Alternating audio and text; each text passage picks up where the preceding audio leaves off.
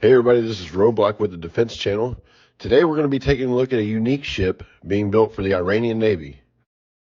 The Islamic Republic of Iran is adding a new ship to their Navy.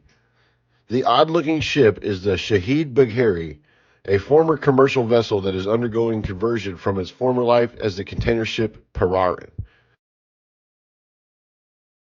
Iran is calling this a forward-based ship, which may be their attempt to match the mission capabilities of the U.S. Navy's USS Lewis B. Puller and her sister ships. The design that has been dubbed by some as Iran's first aircraft carrier and makes use of the container ship's roughly 790-foot length to accommodate a flight deck and is clearly seen in photos a ski jump takeoff ramp. From the war zone, the fact that the Shahid Bagheri retains the original superstructure, which spans the entire width of the deck, means that a conventional flat top configuration cannot be adopted. Instead, an angled flight deck provides the requisite runway length, presumably for launch and recovery.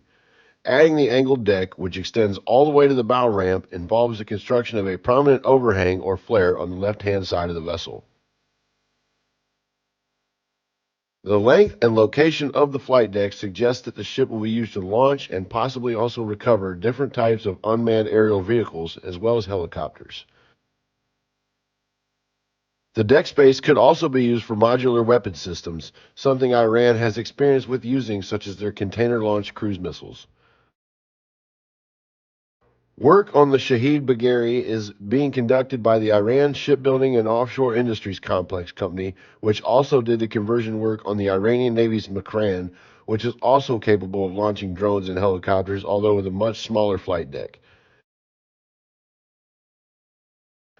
It's expected that another such conversion will be completed as well, reportedly called the Shahid Madavi. While a ship of this design and capability likely wouldn't last long if targeted by enemy naval forces, the value the ship could provide performing reconnaissance missions would be a huge asset to Iran's military and the proxy groups that they finance around the Middle East. Stay tuned for further updates on the Shahid Bagheri, and as it becomes operational, we will have an updated video at that time. That's all I got for today. I know this was a short one, but I want to thank you guys for checking out the Defense Channel. Please like, comment, subscribe, and share, and we'll see you next time. Thanks.